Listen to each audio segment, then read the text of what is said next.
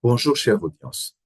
Au cours des dernières années, l'Afrique a été le théâtre d'une révolution fintech sans précédent qui a transformé profondément les paysages financiers du continent. C'est dans cette dynamique que, aujourd'hui, nous organisons ce podcast avec M. Daniel Dingi, qui est le président de l'Association des fintech de la Côte d'Ivoire. Cet échange sera l'occasion de comprendre comment les leaders du secteur ivoirien ont uni leurs forces au sein d'une association pour promouvoir l'innovation et le développement technologique. Nous explorerons ensemble les perspectives et ambitions pour l'avenir des fintech en Côte d'Ivoire et comment ces initiatives collectives contribuent à façonner une économie plus inclusive, et nous clôturerons à voir les différents défis auxquels ils font face. Bonjour, Monsieur Dingi. Merci d'avoir répondu à notre invitation. Pouvez-vous vous présenter, s'il vous plaît, et présenter l'Association des fintech de la Côte d'Ivoire? Je suis M. Deji Daniel, président de l'Association professionnelle des FinTech de Côte d'Ivoire. Je suis aussi président directeur général de Synetpay, qui est une FinTech aussi ivoirienne, donc maintenant panafricaine, car présente dans 9 pays. Notre association a été fondée pour fédérer les acteurs du secteur de FinTech dans le pays, ok, afin de favoriser une collaboration plus étroite, encourager et d'encourager l'innovation et aussi de représenter aussi les intérêts de nos membres ou auprès des régulateurs, on va dire, des décideurs publics et des décideurs publics. Donc, notre mission est d'accélérer l'inclusion financière, ok, de promouvoir la transformation digitale à travers des solutions innovantes de paiement et de services financiers. Merci beaucoup, cher Daniel, pour cette réponse. Pourrez-vous nous dire combien de fintech dénombre la Côte d'Ivoire aujourd'hui? Comment se font les adhésions? Est-ce qu'elles sont spontanées? Sinon, quelles sont les stratégies que vous utilisez pour recruter vos membres? Les adhésions peuvent se faire de manière spontanée, comme tu le disais, mais aussi nous avons aussi des stratégies actives pour recruter de nouveaux membres, notamment en organisant des événements, des forums, des rencontres avec les acteurs potentiels. Donc, nous encourageons aussi toute fintech, qu'elle soit émergente ou bien établie, à nous rejoindre pour bénéficier de notre réseau, voilà, de soutien, on va dire, que nous avons mis en place, notamment dans des formations, des événements de réseautage, des services de lobbying auprès des autorités pour pouvoir, et aussi en fait, auprès des autorités, on va dire, pour promouvoir un cadre réglementaire favorable. Et puis, l'association aussi s'engage aussi à aider aussi les fintech à accéder à certains réseaux de financement et à établir aussi des partenariats stratégiques, OK, pour se développer. Vous venez à peine de nous parler de la réglementation favorable. Alors, comment la réglementation des fintech en Côte d'Ivoire a-t-elle évolué au cours de ces 5 dernières années? Quelles sont les réformes majeures qui ont marqué et façonné cet écosystème? Déjà, ici, il faut dire que dans ces 5 dernières années, OK, oui, la réglementation a beaucoup évolué en Côte d'Ivoire pour les fintech. Donc, des réformes ont été introduites pour encadrer le secteur, notamment à travers la BCAO. OK. Euh, Parmi les réformes majeures, on peut citer la mise en place des régulations des services de paiement mobile et aussi euh, l'accent aussi qui a été mis aussi sur la protection des consommateurs et la sécurité aussi des transactions, on va dire. Donc, la BCAO, voilà, a décidé de donner un statut réglementaire au FinTech. Voilà. Donc, à travers une institution qu'elle a mise en œuvre, elle a mise en place depuis janvier 2000, elle a publié depuis janvier 2023. Donc, selon cette institution, OK, les fintech ont jusqu'à à la fin d'année, au 31 décembre 2024, OK, pour pouvoir en fait se mettre à jour vis-à-vis de la réglementation, on va dire. Quelles sont les offres et des services les plus populaires des fintech en Côte d'Ivoire? Y a-t-il des services demandés par la population et que ces fintech n'arrivent pas à satisfaire? Pour parler des offres, OK, on peut parler en fait des services de paiement mobile, OK, le transfert d'argent, hum, la gestion des microcrédits, OK, donc voilà, qui se mettent de plus en plus en place avec les acteurs qui sont sur le terrain. Donc, FinTech ou bien établissement de monnaie électronique, voilà, chacun essaie de mettre ça en place. Mais ce sont vraiment les plus populaires, on va dire. Donc, je parle de services de paiement mobile, le transfert d'argent à travers le mobile aussi, et puis la gestion des microcrédits. OK. Donc, voilà, des microcrédits aussi qui se met aussi en place progressivement sur le terrain. Ce sont les plus populaires qu'on voit actuellement.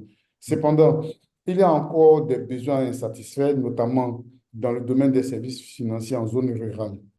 Quels sont les principaux défis que rencontrent les fintechs en Côte d'Ivoire aujourd'hui?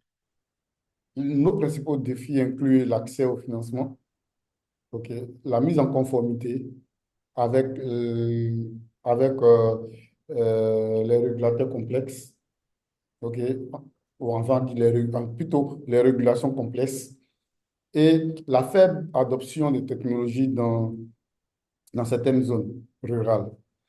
Donc, il est aussi également aussi crucial de renforcer la confiance des utilisateurs vis-à-vis des services numériques afin de faciliter leur adoption. À quels risques majeurs sont confrontés les fintechs en Côte d'Ivoire? Comment y remédier-elles?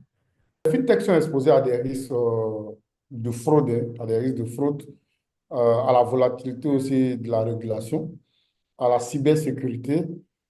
Je ne citais que cela déjà. Maintenant, pour y remédier, euh, elles investissent hein, dans les technologies de sécurisation des transactions et travaillent en étroite collaboration aussi avec aussi les régulateurs pour anticiper les évolutions du cadre légal, on va dire. Oui, Monsieur Dingy, si on doit parler de fintechs qui ont réussi en Côte d'Ivoire, quels sont les facteurs clés de leur réussite? On ne cessera jamais de le dire assez.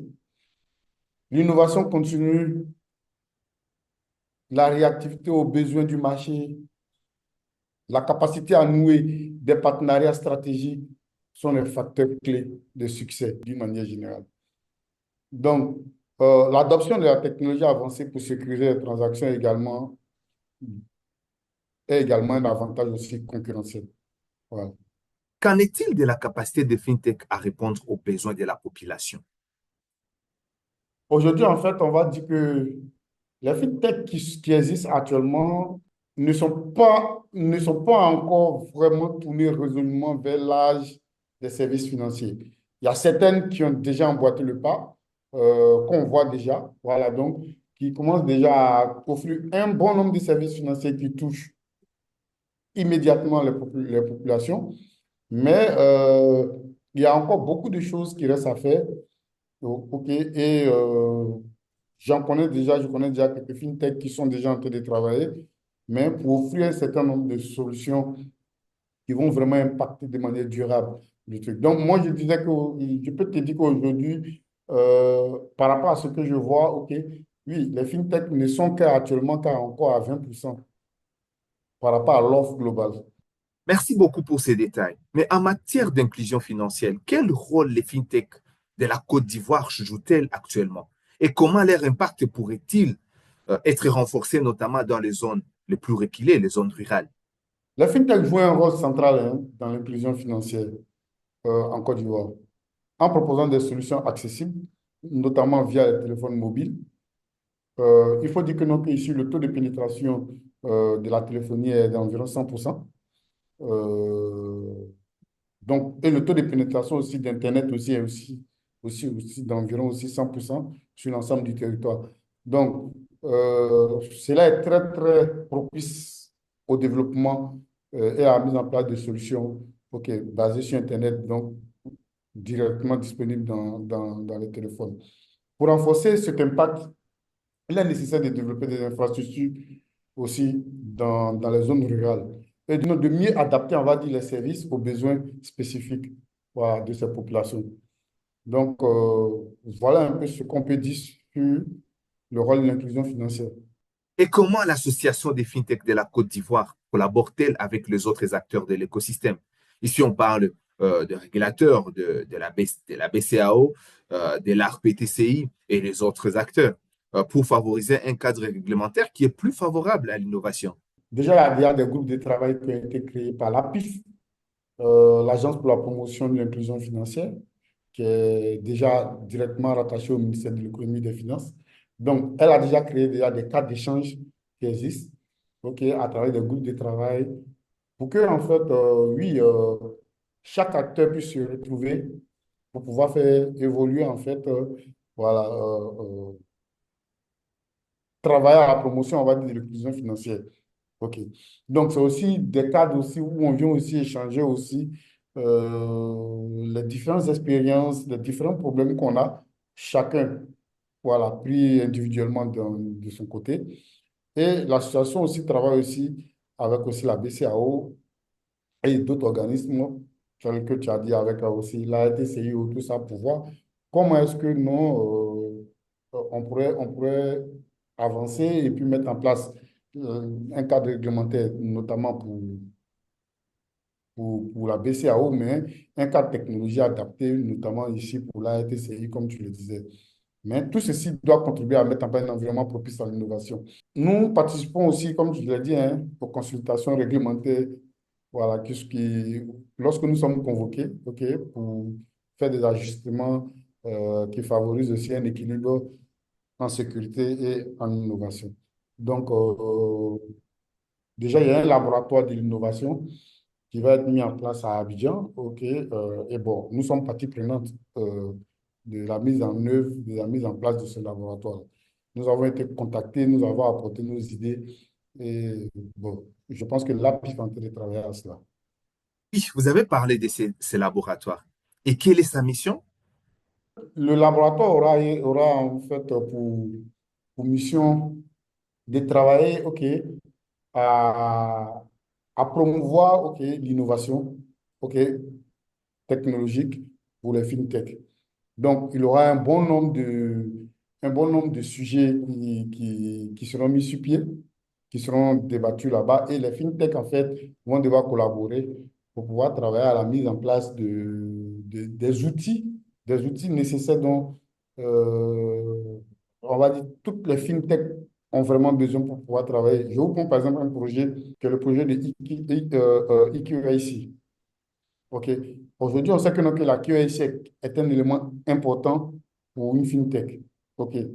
Donc, au lieu que chaque fintech développe sa solution de gestion de fintech, de QAC, on va dire, OK, on pourrait travailler ensemble dans ce cadre de ce laboratoire-là, mettre en place une solution centrale de QAC qui ferait que on a un client qui a déjà sa QAC qui est déjà numérisée là-bas, OK.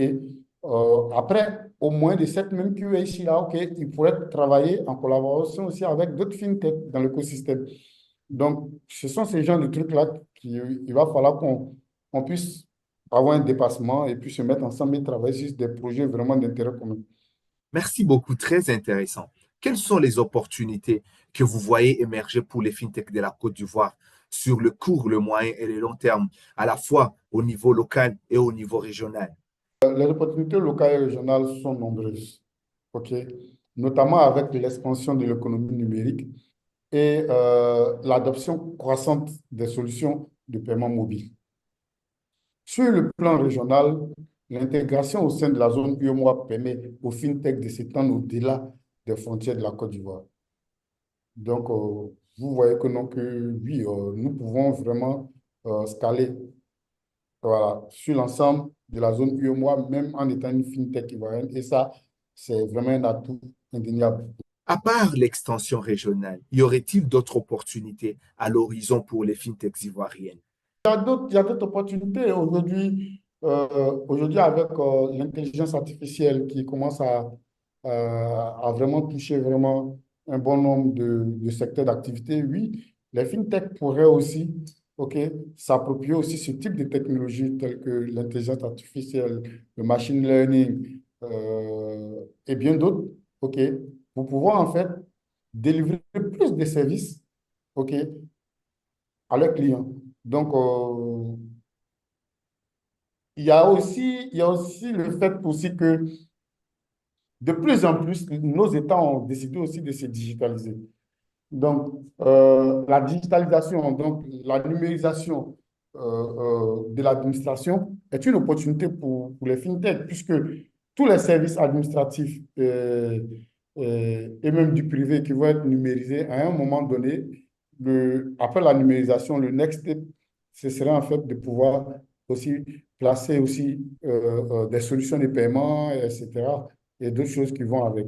Donc, pour nous, tout ça contribue vraiment voilà, à l'essor des fintechs très bientôt dans la zone UEMOA, on va dire d'une manière générale. Parce que oui, nous sommes dans un processus qui est irréversible. Si aujourd'hui, on veut parler de la concurrence ou de la compétitivité, comment les fintechs de la Côte d'Ivoire se positionnent-elles par rapport à leurs homologues de la région UEMOA? Et quelle stratégie pourrait-elle leur permettre de mieux se développer à l'échelle régionale? Les fintechs ivoiriennes sont bien positionnées grâce à un écosystème dynamique et un cadre réglementaire de plus en plus favorable. OK. Pour mieux se développer à l'échelle régionale, elles doivent renforcer leur compétitivité en adoptant les meilleures pratiques internationales et en s'alliant aussi avec des acteurs stratégiques dans la sous-région qui sont déjà bien implantés. Oui, à un moment, vous avez parlé de la mise en place d'un laboratoire.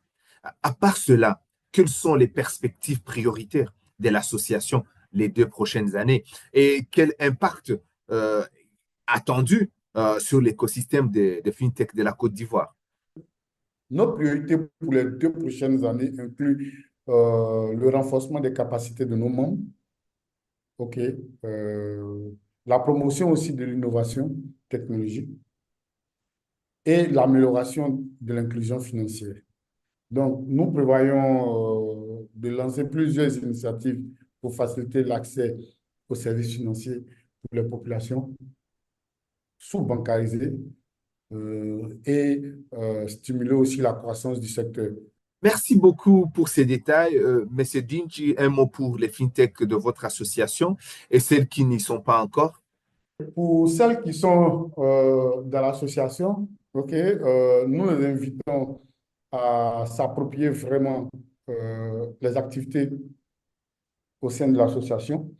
Nous les invitons aussi à venir un peu plus régulièrement à participer aux réunions que nous organisons euh, pour pouvoir prendre l'actualité sur ce qui se passe actuellement voilà, dans la sous-région, ok, notamment au sein de la BCAO et oui, les initiatives des différentes organisations qui pourraient les intéresser. Maintenant, pour celles qui n'y sont pas encore, OK, nous les invitons en fait à nous contacter, à nous rejoindre. Euh, je pense que, il y a un adage qui dit que si tu veux aller vite, il faut aller tout seul, mais si tu veux arriver, il faut qu'on y aille ensemble, tous. Donc, voilà ce que j'aimerais dire. Merci beaucoup, Monsieur Dinci, d'avoir participé à notre vidéocast et de nous avoir offert euh, cette vision complète de l'écosystème des FinTech en Côte d'Ivoire. Nous sommes convaincus que vos perspectives retiendront l'attention de notre audience. À toute notre audience, je vous invite à visiter les sites de Microsoft Consulting et de la finance digitale pour découvrir davantage de contenu sur l'écosystème de FinTech. À très bientôt. Au revoir.